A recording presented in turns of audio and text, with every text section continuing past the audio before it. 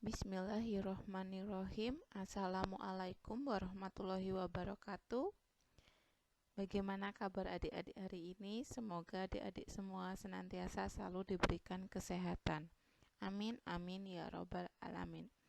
Baik, pada hari ini kita akan belajar tentang teks eksposisi. Kita masih belajar tentang teks eksposisi. Ini pertemuan yang kelima.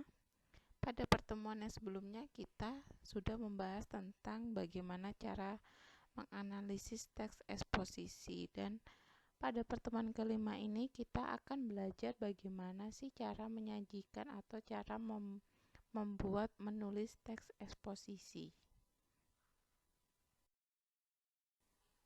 Nah, pada kali ini kita akan belajar tentang bagaimana cara menyajikan atau membuat atau menulis sebuah teks eksposisi. Nah, kemarin kita sudah belajar dari pengertian, dari cara menganalisis seperti itu. Nah, sekarang cara menyajikan.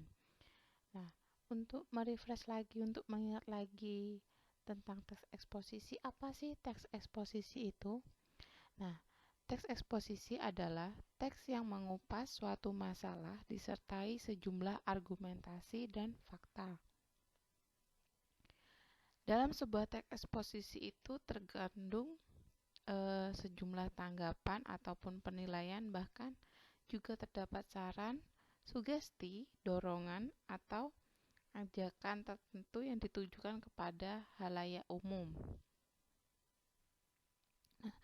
Nah, di dalam teks eksposisi itu kan juga terkandung seperti masalah, argumen, fakta, dan saran atau rekomendasi. Di dalam teks eksposisi kemarin ada berapa unsur? Yaitu ada 3 unsur. Yang pertama ada tesis, rangkaian argumen, dan penegasan ulang. Berdasarkan kaidah kebahasaannya, teks tersebut juga memiliki karakteristik tersendiri, sebagaimana yang telah kita pelajari sebelumnya. Nah, di sini ada 5 langkah dalam membuat teks eksposisi. Nah, adapun langkah-langkah penulisan yaitu di sini yang pertama menentukan topik yang berupa masalah yang penting dan menarik. Yang kedua, menspesifikasikan topik ke dalam gagasan yang lebih terperinci. Yang ketiga, mengumpulkan bahan. Yang keempat, mempertimbangkan sasaran pembaca. Yang kelima, mengembangkan kerangka ke dalam tulisan secara lengkap dan utuh. Nah, dari kelima itu kita akan bahas satu persatu, akan kita pelajari satu persatu bagaimana sih cara menulis sebuah teks eksposisi ini dari awal hingga akhir. Nah, sekarang kita akan membahas tentang langkah yang pertama dalam penulisan teks eksposisi. Nah, di sini langkah yang pertama itu ada menentukan topik yang berupa masalah yang penting dan menarik. Nah, dalam pembuatan teks eksposisi ini topiknya itu ada 3 hal. Di sini sudah saya tuliskan. Yang pertama ada harus penting. Penting itu yang bagaimana sih dalam menentukan topik yang penting? Nah, topik yang penting itu yaitu berupa masalah atau sesuatu yang menjadi sorotan ataupun bahan perdebatan masyarakat. Apabila topik itu dibahas dan dicari solusinya menjadi sesuatu yang bermanfaat bagi halayak. Nah, penting itu ada 2 hal. Yang pertama menjadi sorotan masyarakat, yang kedua bermanfaat. Sorotan masyarakat itu yang bagaimana sih, gitu kan? Sorotan masyarakat itu yang lagi rame-ramenya, lagi hits-hitsnya, seperti itu.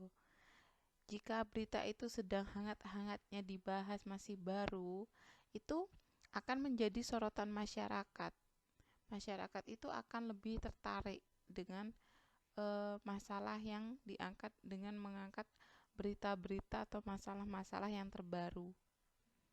Nah, apabila sudah mengangkat masalah yang terbaru, tapi kita harus mengangkat masalah yang bermanfaat bagi halayak umum seperti itu.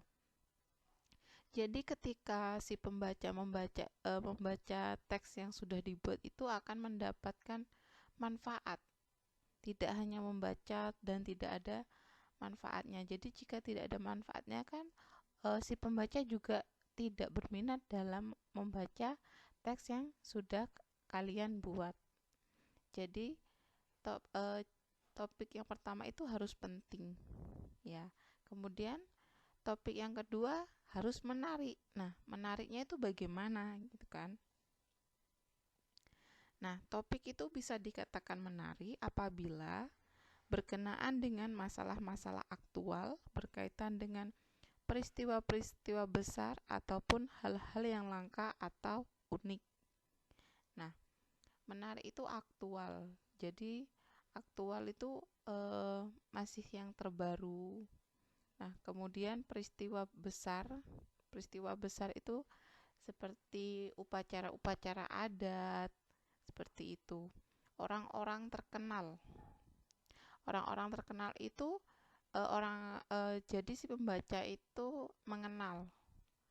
Jadi membahas tentang misal presiden, tentang permasalahan presiden, pengangkat dari menteri-menteri, seperti itu contohnya. Atau bisa juga permasalahan dari kayak pahlawan-pahlawan, seperti itu. Kemudian khas dan langka.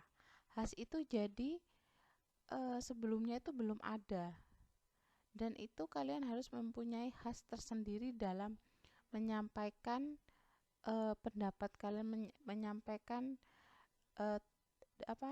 menyampaikan tulisan-tulisan itu secara khas. Jadi setiap penulis itu pasti memiliki ciri khas yang tersendiri yang bisa menggambarkan si penulis itu. Jadi sesuai dengan keunikan yang dimiliki oleh si penulis. Yang terakhir itu langka. Jadi langka itu tidak pasaran.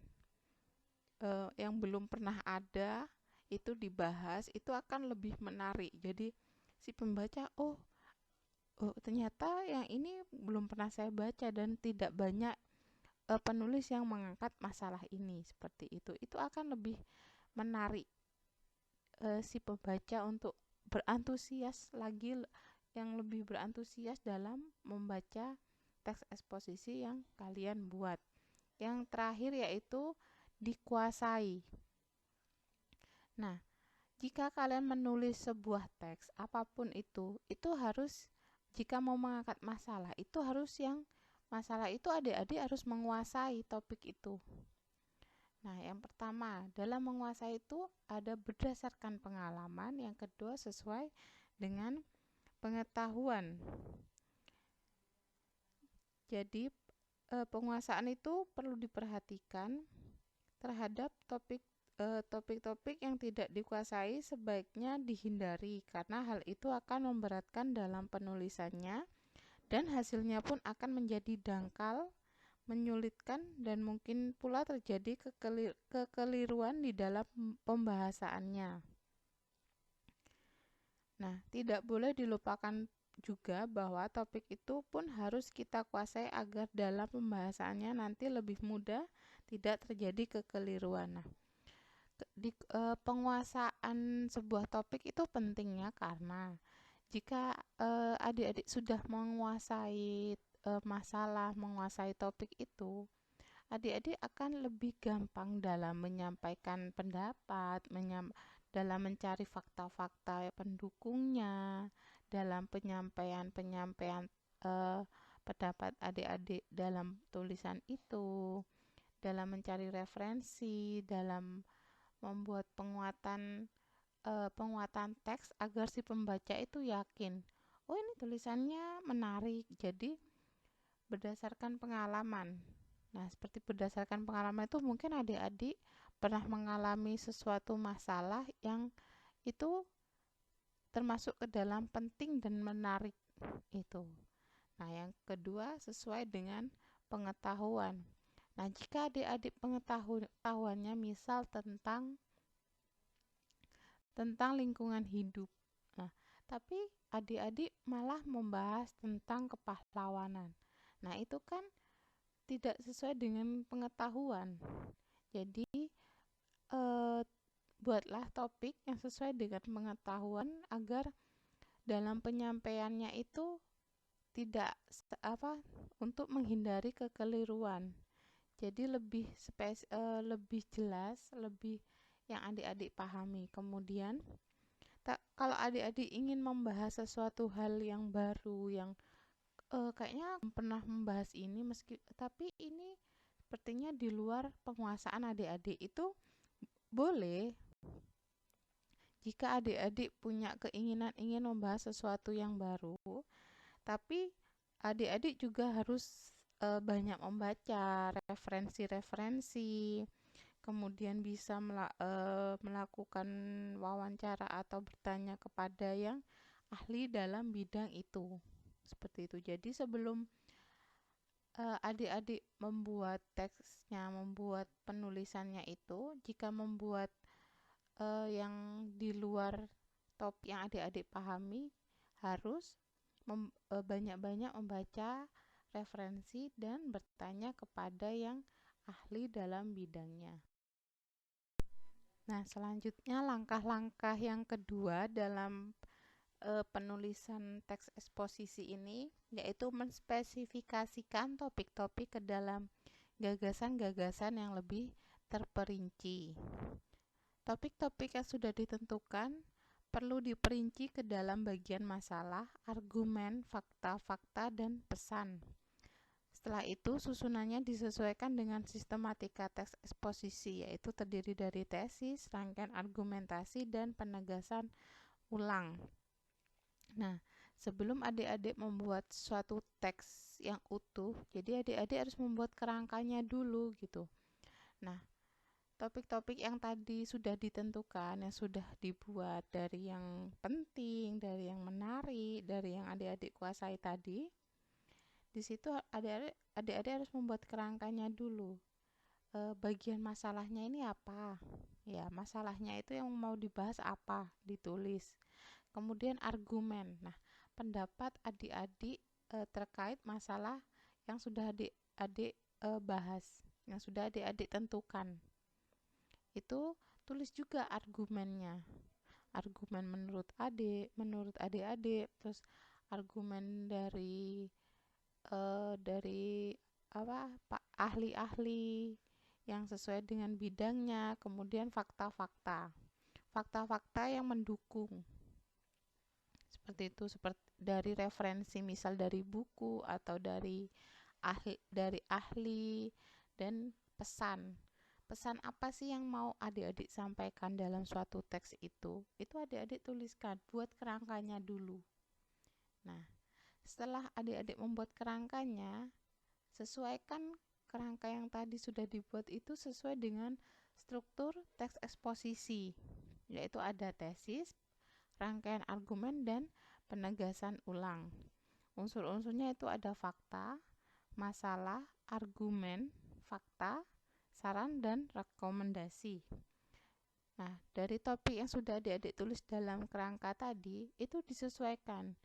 Yang masuk struktur tesis itu yang mana? Itu adik-adik kembangkan. Dalam tesis itu kan ada fakta dan masalah. Itu adik-adik sesuaikan dengan kolom-kolomnya. Nah, kemudian ada rangkaian argumen. Tuliskan argumen adik-adik di topik itu, dikembangkan lagi, yang dikembangkan tapi jangan yang lebih padat. Kemudian fakta-faktanya, fakta menurut buku atau dari ahli yang sudah adik-adik temukan. Kemudian penegasan ulangnya itu apa? Sarannya menurut adik-adik itu apa? Rekomendasinya itu apa? Seperti itu. Nah, tadi setelah menentukan topik, kemudian menspesifikasikan topik, selanjutnya mengumpulkan bahan. Teks eksposisi sangat memerlukan kejelasan di dalam penulisannya. Pembaca harus dibuat yakin akan penjelasan yang disampaikan. Tulisan yang dibuat harus berdasarkan pengetahuan dan fakta-fakta yang dapat dipertanggungjawabkan. Sebagai penulis perlu memiliki keluasan wawasan dan penguasaan terhadap topik tulisan itu. Hal-hal yang dianggap kurang perlu dicari dari berbagai sumber, baik itu dari buku, majalah, surat kabar, internet, bahkan dapat bertanya kepada orang-orang yang dianggap ahli berkenaan dengan bidang yang akan ditulis tersebut. Nah, mengumpulkan bahan ini seperti digunakan untuk fakta-fakta pendukung masalah yang sedang dibahas. Jadi dicari referensinya untuk penguat masalah yang sedang adik-adik baca, untuk memperkuat argumen-argumen adik-adik itu. Jadi diperlukan mengumpulkan bahan-bahan itu diperlukan. Jadi argumen adik-adik itu ada pendukungnya, seperti dari buku, majalah, bahkan dari orang yang adik-adik anggap ahli. Misal bertanya kepada guru, misal adik-adik membahas tentang lingkungan hidup. Adik-adik bisa tanya ke guru yang menurut adik-adik itu paham dengan pembahasan pengangkatan masalah tentang lingkungan hidup. Seperti itu. Nah, selanjutnya langkah yang keempat yaitu mempertimbangkan sasaran pembaca. Langkah ini tidak boleh diabaikan sebab akan berpengaruh pada kedalaman dan keluasaan isi tulisan, termasuk pada pemilihan kata. Tulisan ditujukan pada pelajar atau remaja perlu lebih mendalam pembahasannya dibandingkan dengan tulisan yang ditujukan pada anak-anak. Nah, jadi sebelum membuat teks eksposisi itu kan juga perlu ini sasaran pembacanya ini kepada siapa? Kepada anak-anak kah atau kepada remaja? Karena penyampaian bahasanya, penggunaan tulisannya itu pasti akan berbeda. Karena jika kepada anak-anak harus menggunakan bahasa yang lebih sederhana, yang lebih bisa dipahami. Nah, jika kepada remaja atau pelajar itu harus lebih yang mendalam. Jadi tidak hanya dasar-dasarnya saja, tapi yang lebih rinci jika kepada remaja atau pelajar, berbeda dengan anak-anak yang harus umum, mudah dipahami penulisannya, bahasanya. Jadi anak-anak akan lebih senang, lebih antusias dalam membacanya. Jika bahasanya yang digunakan itu susah dipahami, penggunaan kata-katanya itu yang yang anak-anak itu belum bisa memahami maksudnya, itu akan mempersulit si pembaca dalam memahami tulisan yang sudah dibuat. Nah, di sini langkah yang terakhir yaitu langkah yang kelima, mengembangkan kerangka ke dalam tulisan secara lengkap dan utuh. Langkah ini itu merupakan puncak dari seluruh rangkaian langkah-langkah dalam menulis teks eksposisi. Semua pengetahuan dan wawasan yang relevan dengan topik dan perincian kerangkanya perlu dituangkan ke dalam tulisan secara benar. Masukkan berbagai pendapat ahli dan kutipan-kutipan yang telah dipersiapkan sebelumnya. Diharapkan teks eksposisi yang ditulis lebih berbobot dan bergizi, dapat memberikan pemahaman dan pengaruh yang jelas dan mendalam kepada para pembaca. Kaidah-kaidah kebahasaan yang berlaku harus diperhatikan dengan baik. Nah, tadi setelah yang pertama menentukan topik. Topiknya sudah penting nih, sudah bermanfaat, sudah sesuai dengan sorotan masyarakat, yang kemudian sudah menarik yang khas, yang langka, kemudian yang sudah adik-adik kuasai. Nah, selanjutnya kan tadi dispesifikasikan kerangka-kerangkanya itu yang sudah dibuat. Nah, kemudian mengumpulkan bahan-bahan. Bahan-bahannya ini yang tadi digunakan untuk memperkuat argumen-argumen. Yang keempat, mempertimbangkan sasaran pembaca kan. Jadi mau ditujukan kemana pembacanya, dan yang terakhir itu dikembangkan kerangka yang sudah kalian buat yang menspesifikasikan topik. Dari yang tabel menspesifikasikan topik itu dikembangkan lagi menjadi sebuah teks yang utuh, menjadi sebuah paragraf. Nah, teks yang diharapkan itu dari kerangka yang dikembangkan menjadi suatu teks yang utuh itu harus lebih berbobot dan bergizi. Bergizi itu gimana ya tadi, bermanfaat, yang lebih ada isinya, yang yang bermanfaat bagi halayak umum. Jadi harus lebih berbobot. Jadi si pembaca itu akan lebih antusias, lebih ingin lebih tahu seperti apa sih tulisan yang sudah dibuat, apa saja sih isinya. Loh, kenapa ya kok bisa seperti itu masalahnya? Jadi keinginan tahuan dari masalah yang sudah kalian buat itu akan membuat pembaca itu ingin lebih tahu, lebih mendalam lagi, ingin membaca hingga selesai. Apa sih yang kalian tuangkan dalam tulisan tersebut? Baik, untuk pembelajaran teks eksposisi terkait penyajiannya sudah selesai, maka saya akhiri. Selanjutnya, pada pertemuan selanjutnya kita akan belajar tentang cara menyunting atau mengedit teks eksposisi. Kemudian, agar adik-adik lebih paham lagi tentang cara membuat teks eksposisi ini, silakan adik-adik kerjakan tugas yang sudah saya bagikan di classroom. Baik, kurang lebihnya saya mohon maaf. Wabillahi taufik wal hidayah. Wassalamualaikum warahmatullahi wabarakatuh.